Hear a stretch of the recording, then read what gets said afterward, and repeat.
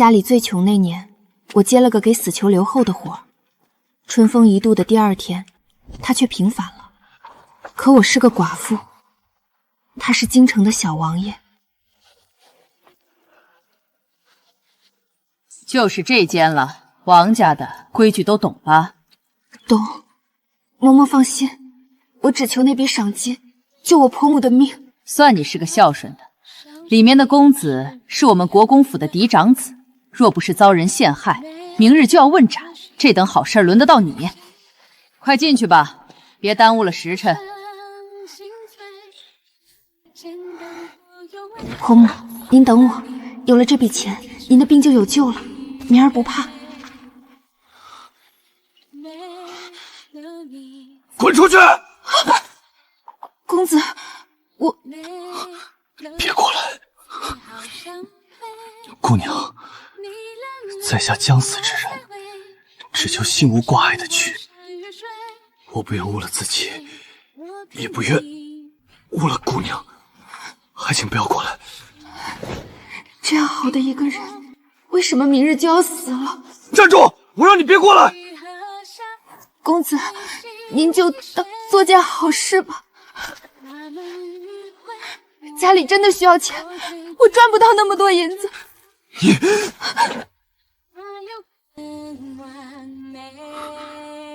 天亮了。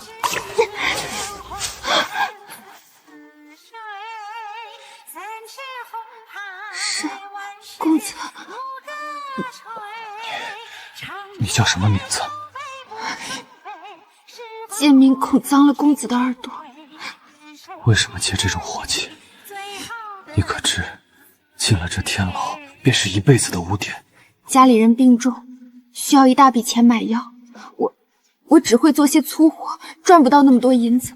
所以你宁愿毁了清白，也要救人。像我们这样的人，活命都难，清白值几个钱呢？他心里一定很厌恶我吧？外面都说他是竹子变的神仙，干干净净，表里如一。这样好看的人，怎么就要死了呢？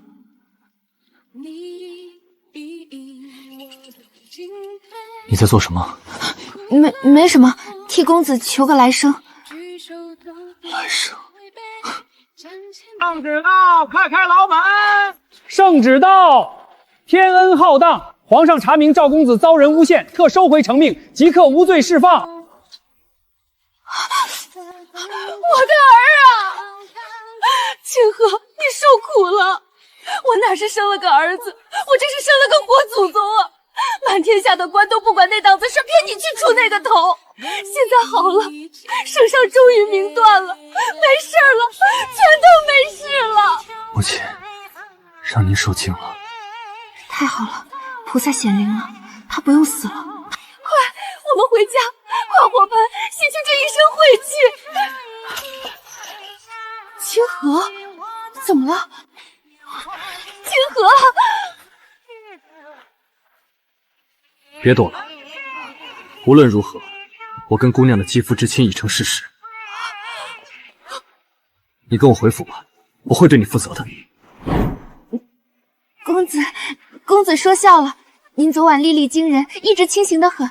我们哪有发生什么？你胡说什么？昨夜明明……清河，你莫不是在牢里被折磨的生了幻觉？这妇人是个寡妇，府里看她可怜，雇她进来给你送2顿饭罢了。你可别为了可怜她就毁人家的清白。她家里可还有2个孩子要养呢。寡妇带2个孩子，这不可能！母亲，她昨晚之前分明还是……还愣着干什么？少爷魔怔了，还不快扶他回府请太医！你到底是谁？你说话呀！那不是王家的寡妇吗？掌柜的，快，那位百年人参吊命的方子，给我抓2副，快啊！哟，王家娘子，你上哪儿发了这等横财？这都是救命的钱。娘，你终于回来了！娘，阿奶睡了好久还不醒，她是不是像爹一样不会再醒了？胡说！你们阿奶心肠比天上的菩萨还要好，阎王爷才舍不得这么早收她。阿奶有救了，你们乖乖在院子里守着，娘去给阿奶熬药，给你们做饭。娘，我今天能帮您收碗筷了。我也能，我能帮娘招揽客人。好，我们小圆和小喜最能干了。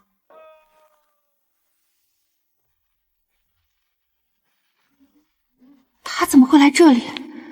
京城那么多高档酒楼，他怎么会找到我这个连招牌都没有的小摊子？二娘啊，早起和的馅儿不咸吧？应该不咸。听说富贵人家口味都淡，你看他那穿着非富即贵，要是吃不好，他嫌弃咱们，把咱们的摊子掀了，可怎么办？阿奶，你糊涂了吧？盐现在多贵啊！娘平时做饭都恨不得数着盐粒放，怎么会咸呢？叔叔，你长得这么好看，你是来砸我家摊子的吗？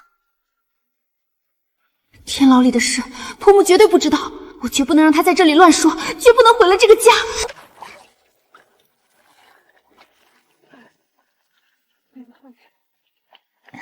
客官，馄饨好了，还请您慢用。娘，皮都没熟呢，吃了拉肚子就真要被掀摊子了。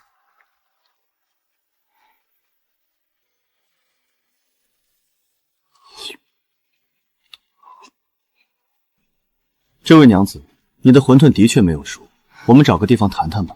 万一我吃坏肚子了，该怎么办？阿奶，这个叔叔穿这么好还讹人，我们赶紧报官，叫郑捕头来抓他。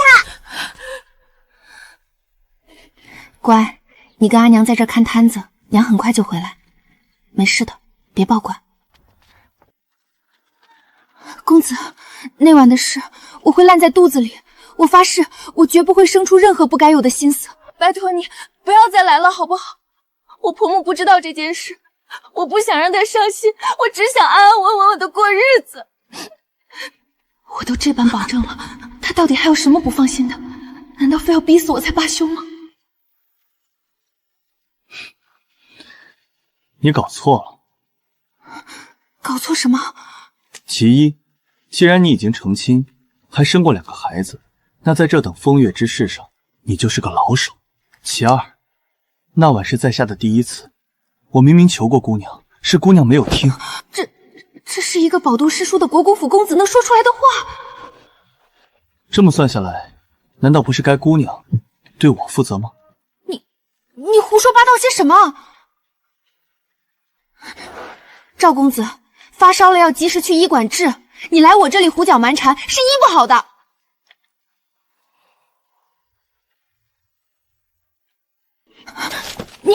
你盯着我做什么？柳姑娘的手很暖。我不管你今日是吃错了药还是没睡醒，那晚的事，我做过的事我认。你要报官要索命我都接着，但你要我负责。你看看我这一身，像负得起你国公府公子责任的人吗？姑娘觉得我要的是你的身家，那你要什么？我要什么，姑娘以后自然会知道。今日多有叨扰，柳姑娘告辞。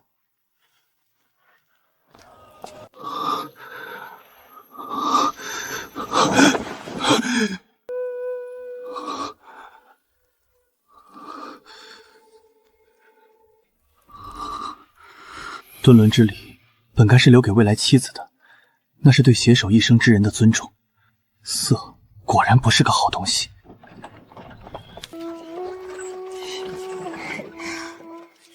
咿呀呀盼春风，野菜青青度黄年。真有过日子的滋味。咿呀呀盼春风，野菜咿呀呀青青度黄盼年。春风。药方看过了吗？回公子，那妇人抓的都是些寻常吊命的糙药，老朽已经照您的吩咐，暗中给药铺交代了，加了几味温和培元的好药，绝不会被察觉。好的快一点，他就能少累一点。咿呀呀盼春风。清河啊，你这哼的是哪里的乡下丽曲？你这族中君子竟然也会思春了？酒里被下药了，是天牢那晚一样的春醒。进去，好好伺候赵公子。公子，出去！除了他，谁都不行。明明是同样的春血，这次却能守身如玉，看来我这兄弟是真的栽进去了。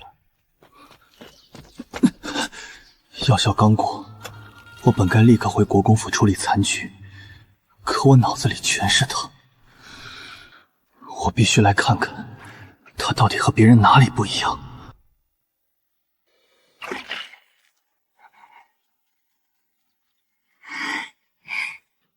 他怎么还能笑得这么好看？明明活在市井的烂泥里，明明为了几两银子不得不去那人间炼狱般的天牢里。娘，我不累，您的药马上就熬好了，喝了这副药，您的病就能大好了。二娘，别忙活了，快去歇着吧，拖累你了。若不是我这副残躯，你一个寡妇也不用那么拼命去借钱。娘，您说什么胡话？您是我在这个世上最亲的人，只要您好好的，我做什么都愿意。这世上有很多人想我活下去，祖父母亲想，因为我是国公府的未来；萧逸也想我活下去，因为我们是志同道合的伙伴，注定要一起趟过这腥风血雨，开创大招的盛世。到后来，我竟然像个登徒子一样，天天躲在这里窥探他的生活。说我也能住在那个小院子里，说每天采野菜的那条路，我能堂堂正正走在他身旁，那该多好！哟，咱们堂堂的竹中君子，怎么像个偷窥狂一样躲在暗处望夫石似的？你来做什么？朝堂的事不够你忙的，你又发什么疯？书呆子，你活了20年，头一次想在一个人面前做个活人，放下你那些狗屁规矩，就只做赵清河而已。怎么，现在要临阵退缩？错过了她第一次嫁人，这第2次你还想错过吗？自然是不想的。那就听我的，对付这种心里只有柴米油盐的女人，你装清高那一套根本行不通。记住，不要脸才有用。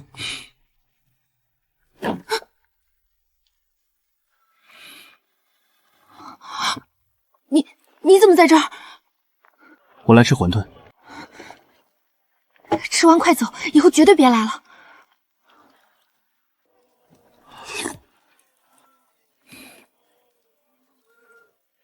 这馄饨半熟，没熟我给你换一碗。你先走，算我求你。我是第一次。你说什么？我说我是第一次被夺了清白，你必须负这个责任。他永远不会知道，这一刻我的心跳有多快。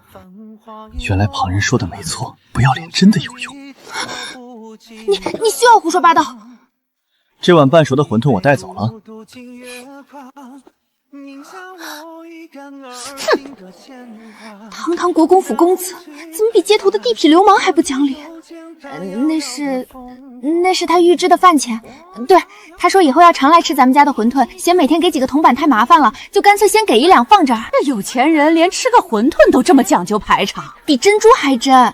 娘，您看有客人催了，我去忙了。这谎编的简直漏洞百出，赵清河那个疯子要是再来乱说话，我今天就真兜不住了。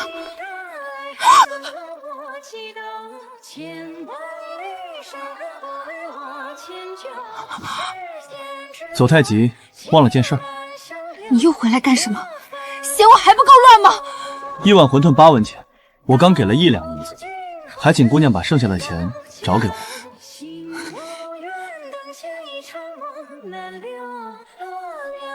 这位公子，刚才那碗馄饨我们请了，不要钱。老婆子在这谢谢公子愿意借钱救我的老命，这救命的恩情我们没齿难忘。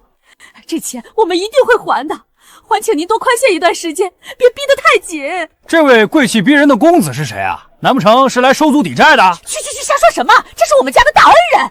完了，刚出口的谎话，这下彻底要被拆穿了。堂堂国公府公子，哪里会配合我演这种底层人劣质的催债戏码？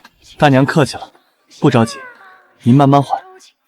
其实是我母亲极爱吃您家的馄饨，我也是怕你们欠了债跑路不做了，我母亲吃不到，这才主动借钱给你们的。你母亲？国公府那高高在上的当家夫人，还吃我这路边摊裹着泥沙的野菜馄饨？为了确保你们摊子还在，以后我会经常来吃的。让那种喝水都要配八宝茶的贵妇人吃我家的粗面野菜馄饨。这位世人眼中高不可攀的族中君子，编起瞎话来，居然比我这个常年混迹市井的妇人还要再好。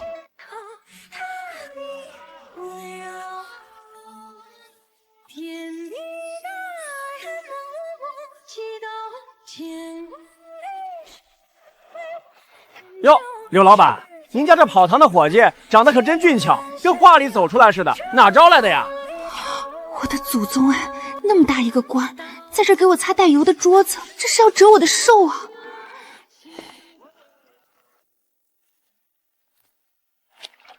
哎呦，公子，这等粗活哪能让您干啊？弄脏了您这身好皮料可怎么得了？快放下，快放下！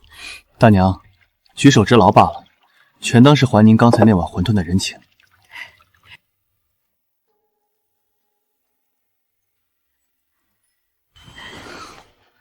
拿去玩吧，家里用旧了要扔的，觉得可惜，就顺手带过来了。谢谢大哥哥，大哥哥最好了。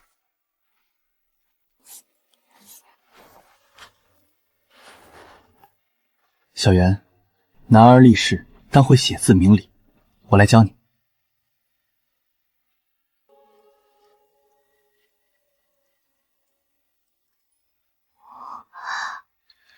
等你学会了，就去教妹妹，这样你们两个都不会忘。我养了小袁5年，倾尽所有，居然从来不知道他的眼睛还能亮成这样。他堂堂国公府嫡长子，未来的国之栋梁，何须在我这泥潭里如此纡尊降贵？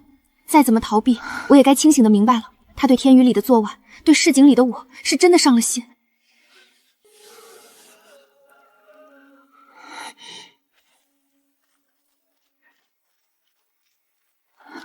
赵公子，你跟我来。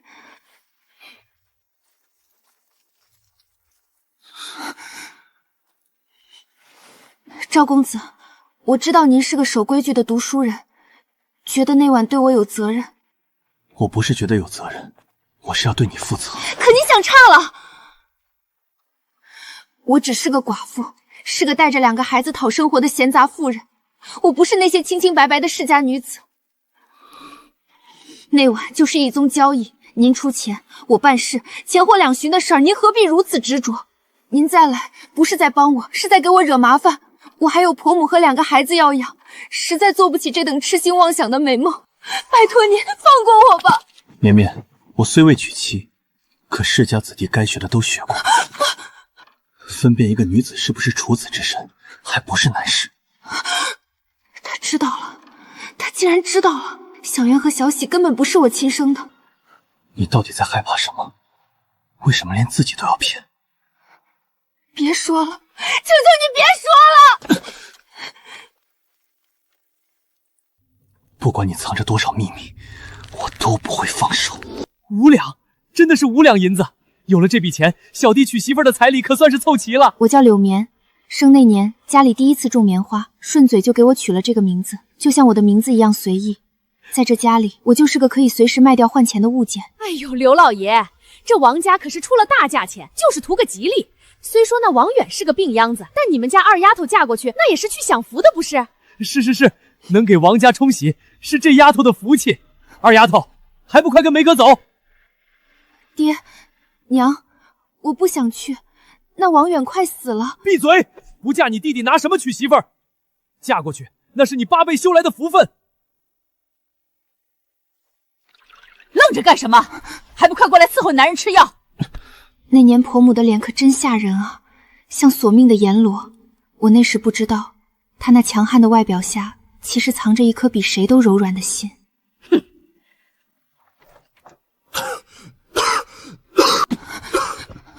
方君，吃药。吓到你了吧？对不住，不用喝了，这药没用。我娘这辈子就干了给我冲洗这件亏心事，都是我的孽，希望你以后不要记恨她。你放心，我不动你，我这身子骨撑不了几天了。等我死了，我会留话让我娘做主，让你清清白白的改嫁。儿啊！一不留神，那句话竟叫老天爷听了去。才1个月，他就走了。你个扫把星，就是你篡改了八字，宠坏了我们家远哥。王远死了，这家没男人了。你一个外姓女人，休想霸占王家的家产。今天我们要替王家清理门户。我没有霸占家产，那是夫君留给婆母的。少废话，来人，把这丧门星拉出去！慢着慢着，各位族老，消消气儿，我是这丫头的亲爹，我来带她走。那到底是我爹，哪怕从前待我不好，遇到这种事，他终究还是心疼我的吧。二丫头啊，隔壁村吴姓那个管夫愿意花5两银子聘你做续钱，快跟爹回去过好日子。好日子？那个吴兴前头的老婆就是被他活活打死的，爹要把我往火坑里推，你来只是为了让我再嫁一次，换那5两银子。闭嘴！老子生你养你，让你嫁2次怎么了？跟我走！放开我，我不去！都给我滚开！谁敢碰我儿媳妇一下？你这个不要脸的，连亲生的女儿都想卖2道，你那点烂心肠，真当老娘瞎了眼看不出来？还有你们，欺负我们孤儿寡母，不就是看我王家没男人了，想找借口霸占我儿子的田地房子吗？你这个泼妇简直不讲理！讲理？跟你们这群人讲什么理？你们都给我听清楚了，我儿媳妇跟远哥的婚书在官衙是记了档的，他生是我王家的人，死也是王家的鬼，谁再敢打他的主意，老娘今天就豁出这条老命，跟他们同归于尽！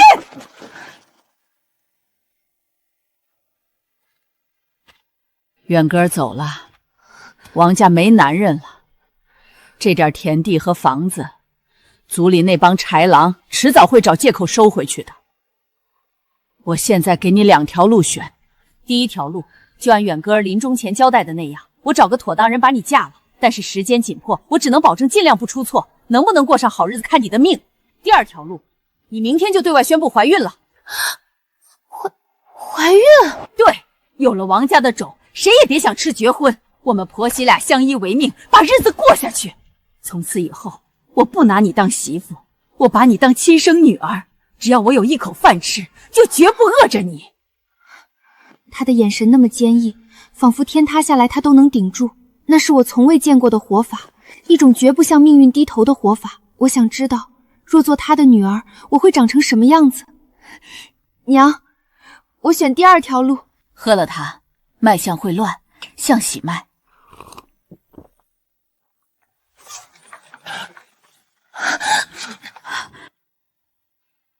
恭喜恭喜，这位小娘子是有喜了，快2个月了。听到没有？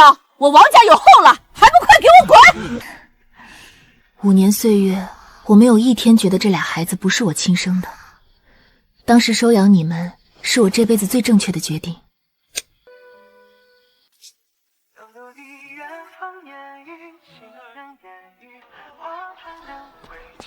赵大人，你到底想拿那个秘密换什么？不换什么，我就想每天来吃碗馄饨。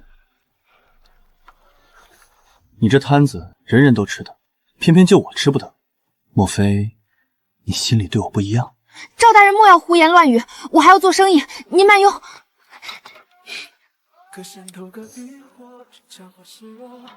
想来您就来吧，但有一点，若有一天您管不住嘴，纵然我是个小女子，也会跟你拼命的。绝不食言。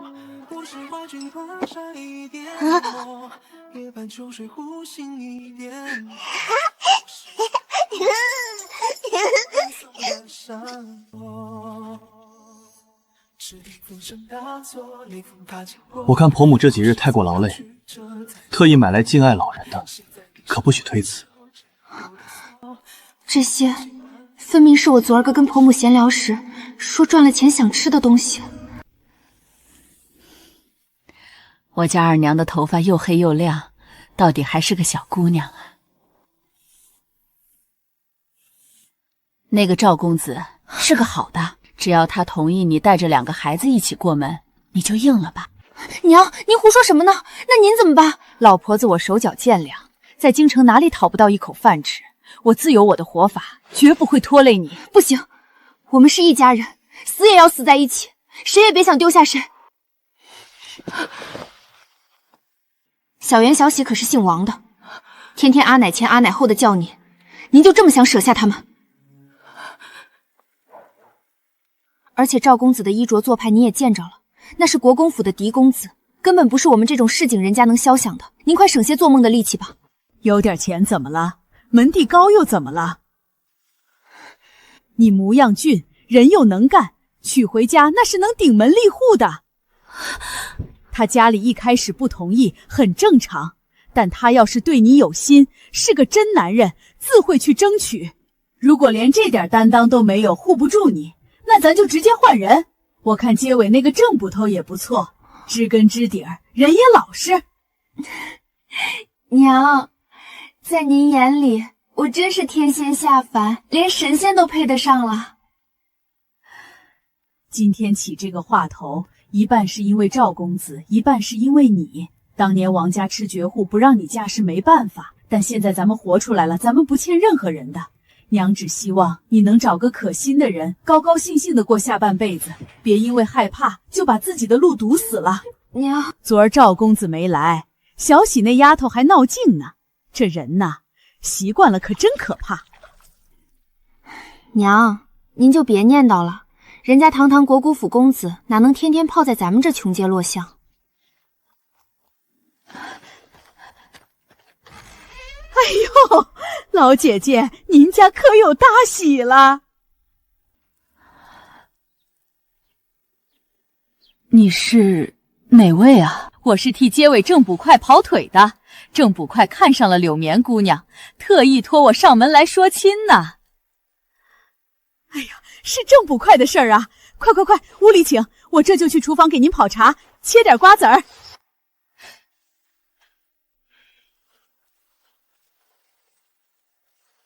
别搓了，柳姑娘，咱们打开天窗说亮话吧。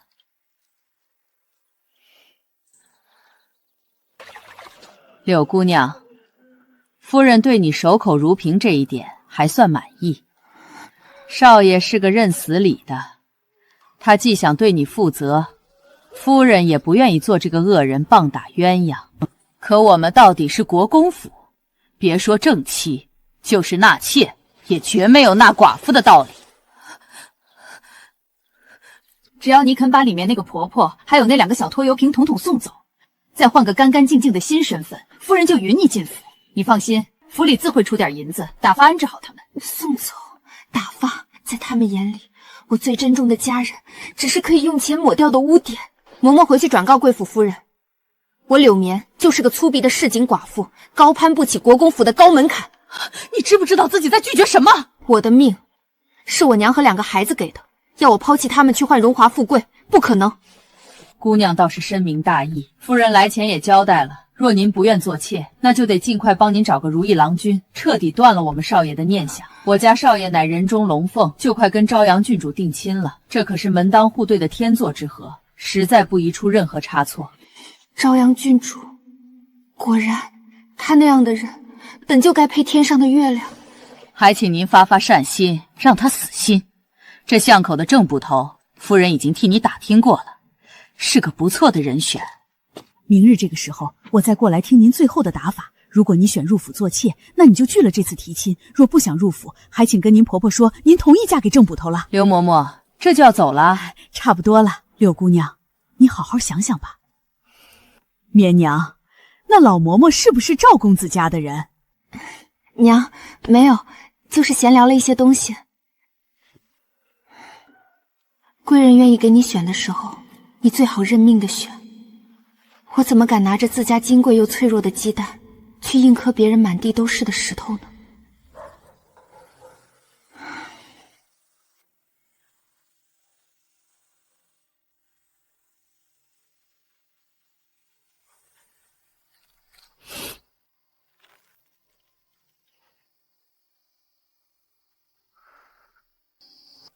一点小伤，不疼的，别哭。柳姑娘，这枣泥酥真甜，就跟你这馄饨一样，让人吃了就忘不掉。他来这么久，我竟然都没敢问过他一句，手上的伤到底好了没有？真的很甜。朝阳郡主能与他一亲，想必也是这般高高挂在天上月亮似的人物吧。我这满身泥泞的市井寡妇，怎么配得上竹中君子？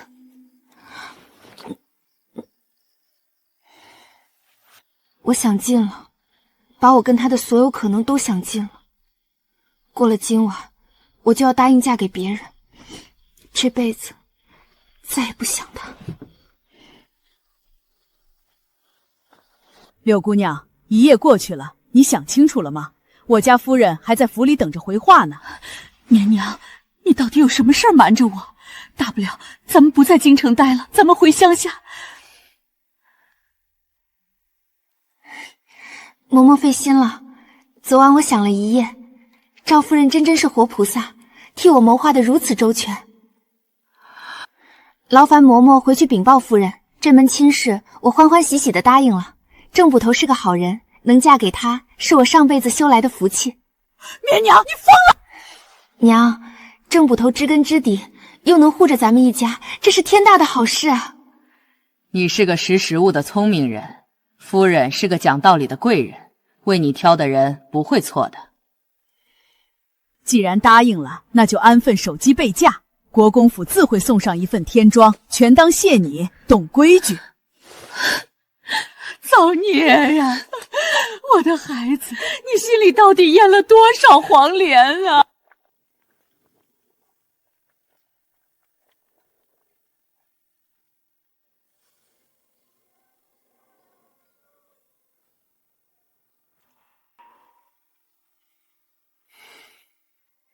郑大哥，这2年承蒙你关照，咱们孤儿俩母在这条巷子才得以安身。你是个尽责的官差，也是个好人。柳娘子客气了，街坊邻居互相照应是应该的，只是没想到昨日国公府的人突然找上我，说起你我的婚事。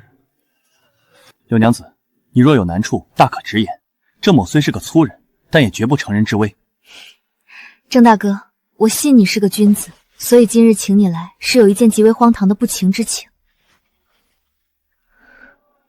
国公府权势滔天，我无力抗拒，这门亲事我必须应下，但我心里已装不下别人，所以我恳请郑大哥，我们只拜堂不同房，就当是搭伙过日子，替我应付过国公府的差事。人生不如意之事十之八九，柳娘子，你能对我坦诚相待，说明你是个磊落之人，日后你定会遇到真正护得住你的好人。你坦荡，我郑某人也不藏着掖着，不怕你笑话。因着这桩婚事，国公府许了我一个肥差职位。我家小子今年7岁了，他是个读书的苗子，我这个做父亲的没本事，但我得为他铺路，不能让他一辈子跟我一样当个底层的造诣。这笔交易对我们都有利，我们就先搭伙过日子，你照顾家里，我给你撑个门面，等以后风头过了有了变动，咱们更好聚好散。多谢郑大哥成全，大恩大德，柳绵铭记于心。事情终于解决了，国公府满意了，家里也安全了。可是为什么我的心好像彻底空了？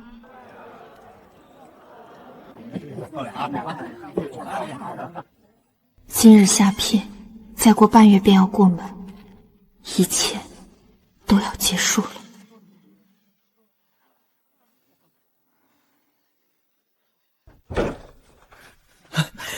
郑捕头，这还没过门呢，规矩上你不能。柳娘子，出事了，出大事了！怎么了？是不是赵家反悔要来抢人？不是，是赵大人，外头都传疯了，说赵大人在中秋宫宴上喝醉了，竟然胆大包天轻薄了贵妃。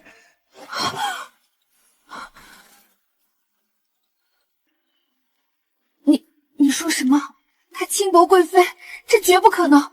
他连碰我的手都会脸红。现在谁爱管可不可能？皇上震怒，当场打断了他的手脚，听说打得血肉模糊，连国公府为了保全全家，都连夜把他逐出家谱了。现在人像扔死狗一样，被扔在了城外的乱葬岗郊外，生死不知啊！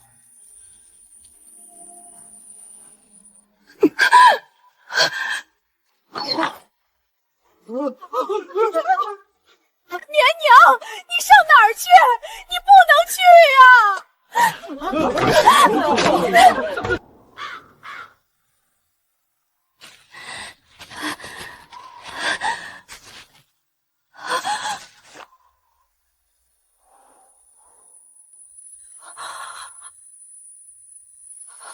这样？那么干净，那么高高在上的一个人，怎么会被折磨成这样？这是朝廷定下扔出来的人啊，是得罪了皇上和贵妃的死囚。如果我碰了他，如果我救了他，婆婆怎么办？小妍、小喜怎么办？我们一家人会被抄斩的。对不起，对不起，我不敢救你，我做不到，我真的做不到放任他就这么死在这里。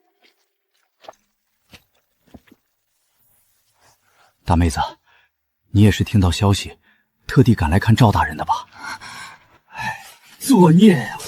赵大人那么好的官，当初为了保住咱们几个村的甜水，差点被恶霸打死，怎么会干出倾国贵妃的事儿？肯定是被栽赃陷害的。管他什么罪名，咱们只认赵大人是咱们的恩人，就算掉脑袋，咱们也得把他从阎王爷手里抢回来。我怎么忘了，他不仅仅是个会耍无赖的公子哥，他还是个拼死保护百姓的好官啊！大哥，加我一个，我来帮你们烧水。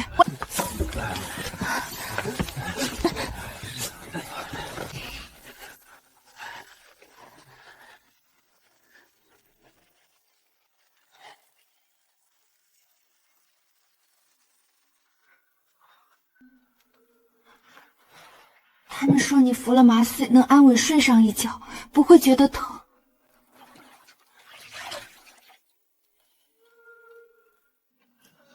赵清河，你从天上掉下来了，没关系，你现在什么都不是了，我也什么都不怕了。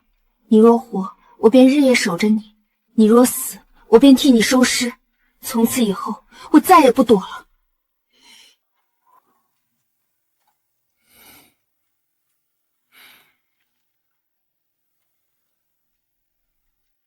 清江兄，今日朝堂上，宫里那边传下话来了，这事儿就此打住，不再追究。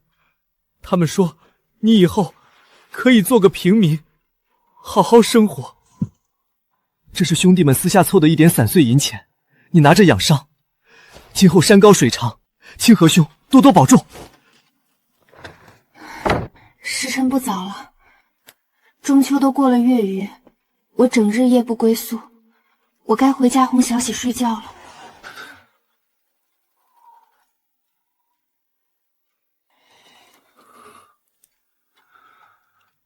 绵绵，我才刚好一点，你就要走吗？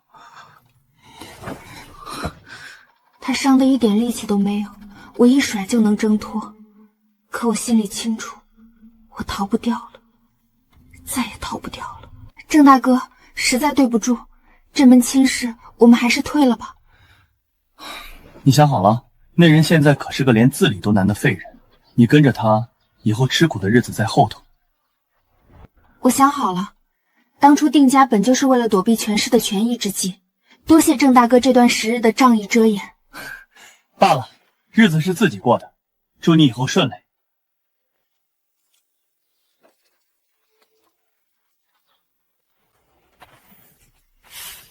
这院子偏是偏了点儿，倒也清静。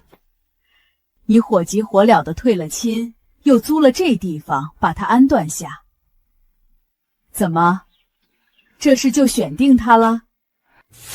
娘，他现在一个人，那些官场的人都不敢沾染他，我实在放心不下他。女大不中留，罢了，只要他不嫌弃咱们这底层党讨生活的身份，娘不拦你。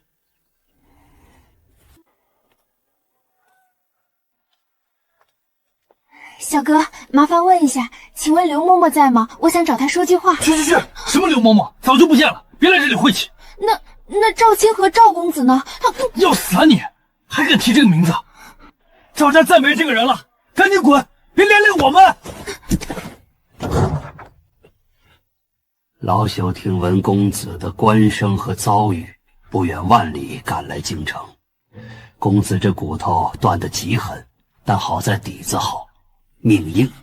大夫，他的手脚还能好吗？只要勤加锻炼，忍得住常人难忍之碎骨之痛，假以时日，还有恢复的可能。绵绵，你听到了吗？我不会一直是废人的。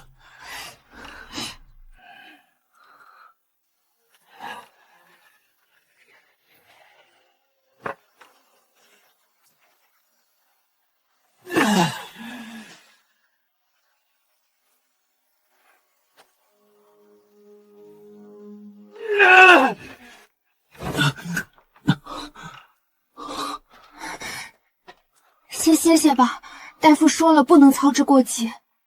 我不累，我得多走走，以后我还要给你挑水劈柴呢。小袁，你看这一笔，起笔要藏锋，稳住气，慢慢手。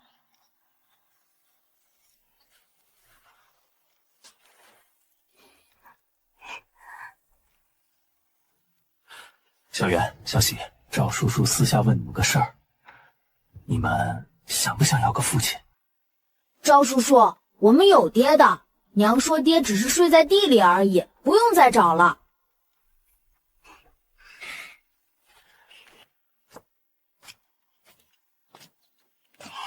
娘，刚刚赵叔叔私下问我们想不想要个爹呢。小孩子别瞎说，他那是逗你们玩呢，别去烦他。娘，如果他的腿能好起来，那小喜就同意让他做我爹。为什么？因为小喜喜欢他看娘的眼神呀，他眼睛里好像有星星。他那样高贵的人，真的能放下身段，跟我简单过一辈子吗？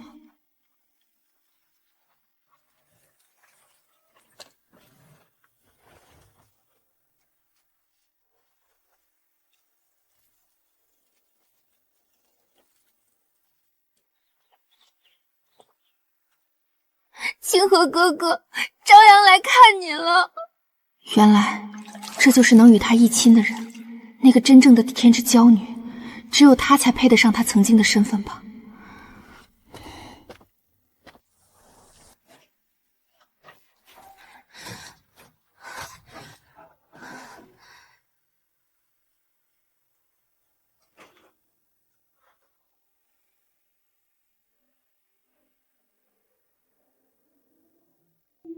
清河哥哥，你看，我给你带了人参、鹿茸，还有好多好多补品。我听说你现在身子虚得很，一定要好好补一补。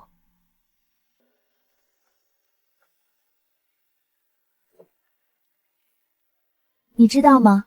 其实朝廷里一直有人在帮你上书求情，也许以后你还是能重新做官的。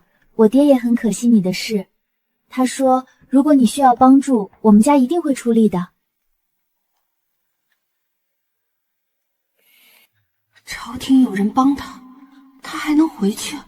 难道他终究要回到那个高高在上的世界，离开这个破落的院子？郡主，我现在只是一介草民，有什么话直说吧，不必在这拐弯抹角的演戏。既然如此，我也就不绕弯子了。我知你是个清流君子，必不会阻挡我一个弱女子的前程。前程？他难道不是来关心他的？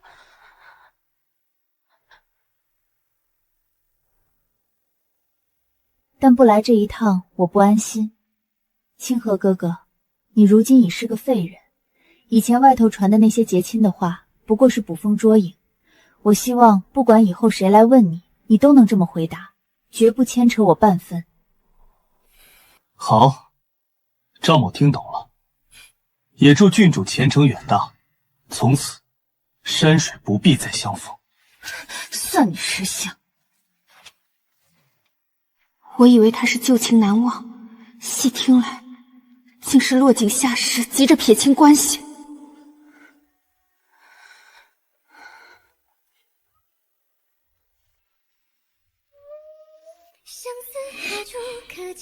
绵绵，你都听见了吧？我被嫌弃了，彻底成了一个没人要的残废。你的声音如花，悠悠空灵失色，心乱如麻。姑娘不要怕，衙门的人很快就到。过了今天这场劫，往后地平安顺遂。你是不是也觉得我是个累赘，想赶我走了？你要是想走，我不怪你。绵绵，你做什么？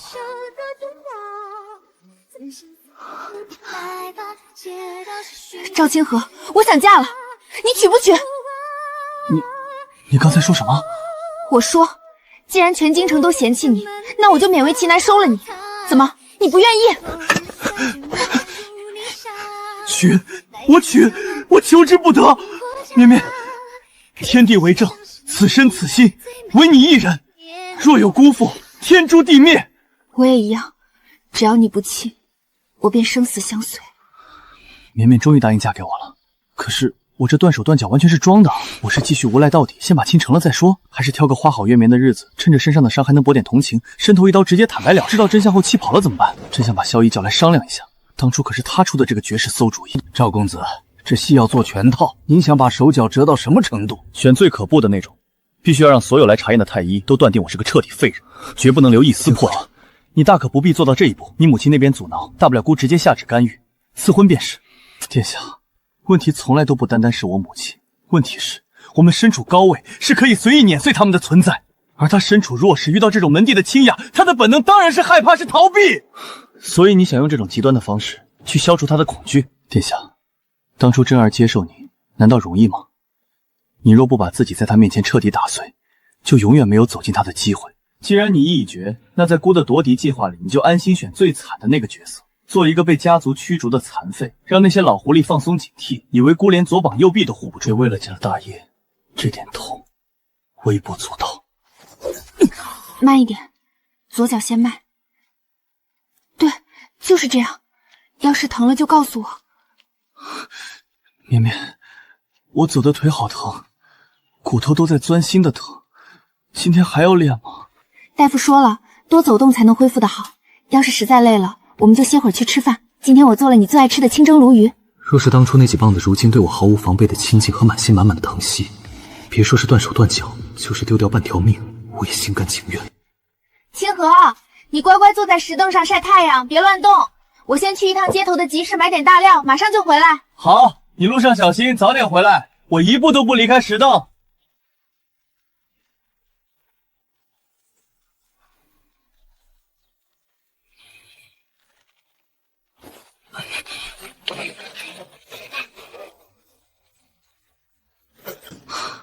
装了几个月的废人，连翻个春都要装作费力，我这把骨头都要生锈了。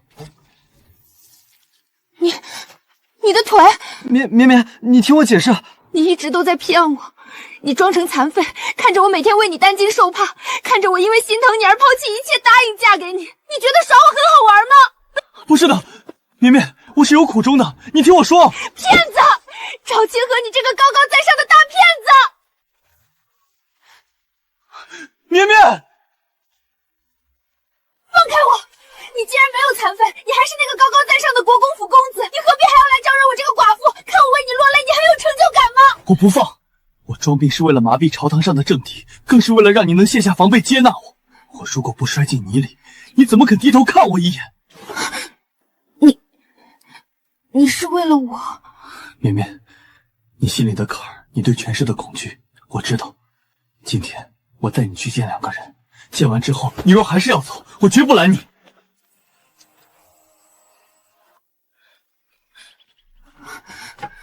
臣赵清河参见三殿下。三殿下，未来的储君，他带我来见天皇鬼贵做什么？起来吧，这位就是让你宁可自断手脚挨棍子，也要护着的心上人。殿下，真宜，今日清河超错带内侍前来，是有一桩心病，想请二位开解。柳姑娘，你不必害怕，你的事清河都告诉我们了。民妇身份低微，又梳过妇人发髻，是个寡妇，实在配不上国公府的门第。绵绵，你睁大眼睛看清楚，这位刘真姑娘，她自逃恶劣前夫也是二嫁之身，但殿下已经立下重誓，只要她登基，刘真便是大前唯一的皇后。一国之母尚且可以是二嫁女，我家只是区区一个小小国公府，有什么不可以？出身从来不是枷锁，能不能配得上，只看这里。你有一颗不输任何人的真心，这就足够了。赵清河，现在你害怕吗？不怕了，以后再也不怕了。小喜，马上就清明了，我觉得吧，虽然我们没见过亲爹，但到底是生父，该放在上午祭拜。那下午拜谁？拜现在的父亲吗？对啊，总得有个先来后到嘛。父亲只能吃点亏，排在下午了。不行，我不同意。父亲这么疼我们，天天给我们买糖葫芦，还教我们写字，何该排在最前头？没有报我呢？礼不可废。你是年层一烈王，你是女孩子，你不懂。你才不懂！父亲拿什么来的？你说才是爹好吧？你们两个小兔崽子，在这儿胡说八道些什么？不好，阿奶来了，快跑！你们才多大，就在这儿讨论上午拜谁，下午拜谁？清河那小子活得好好的，你们在这儿咒他短命是不是？看我不抽烂你们的屁股！阿奶，我没咒父亲，我是在讲礼法。阿奶，是哥哥说要让父亲吃亏的，不管。娘，我发噩梦了，我要跟娘睡。娘，我也害怕，我也要进来。这两个小魔星，明明都已经分房睡了，当初这墙打通了，真是一大败笔。哎呀，他们还小嘛，快去开门，别凉着孩子。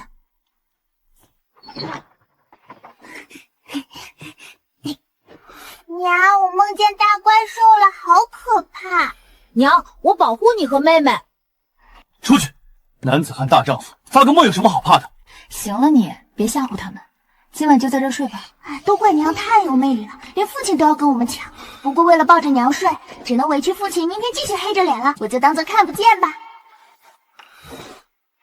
治水之要在乎疏导，而非一味封塞。如同治国安邦，需顺应民意。好小子，强压进，好小年纪，竟有如此见地。这篇治水策例写得有模有样，比朝堂上那些只知道打嘴炮的老顽固强多了。萧伯伯谬赞了。你这么拼命读书做什么？你父亲堂堂国公府世子，你以后就算躺着也能吃一辈子，何必受这份罪？那不行，万一哪天父亲对我娘不好了，我得做一个大官，掌大权。只有这样，我才有底气把我娘抢回来，让她不受任何人的委屈。哈哈哈哈！你父亲要是听到这话，非得气得吐血3升不得。好，有志气，伯伯绝对支持你。你以后就天天进宫来，这书库里的书随你挑。多谢萧伯伯。绵绵，你说这怀孕怎么这么遭罪？我这几天腿肿的都走不动道了，晚上连觉都睡不好。是啊，我这胃口也是一阵好一阵坏的。不过想想马上就能见到这小生命，等孩子生下来就好了。朝臣们那些催生皇子的折子我都留中不发了，你千万别有压力。生男生女我都一样喜欢。你还敢提朝臣？要不是你管不住那些老头子的嘴，天天拿大桶来压我，我能这么心烦吗？还不都是你的错？是，千错万错都是我的错，你别动气，小心身子。你笑什么？你昨晚抢我被子的事儿，我还没跟你算账呢。哎呦，夫人，我错了，我那不是怕你着凉吗？今晚被子全归你，我绝对不抢，我发誓。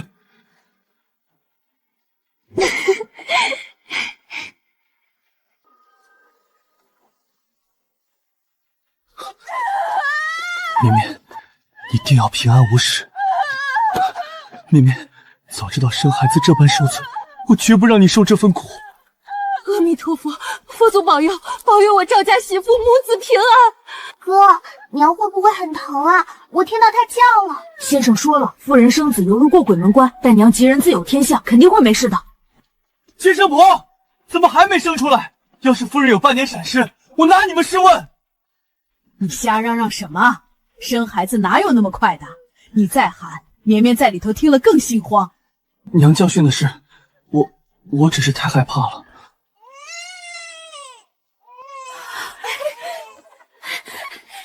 生了，是个小公子，好，太好了，我赵家有后了。还有一个。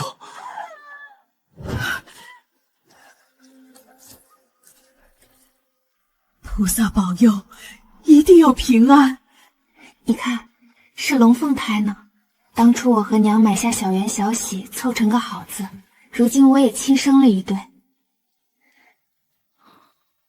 孩子像谁都好，只要你平安，我什么都不求了。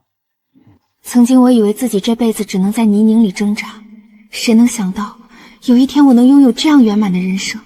绵绵，有你在，我此生无憾。赵清河，我们一家人要永远在一起。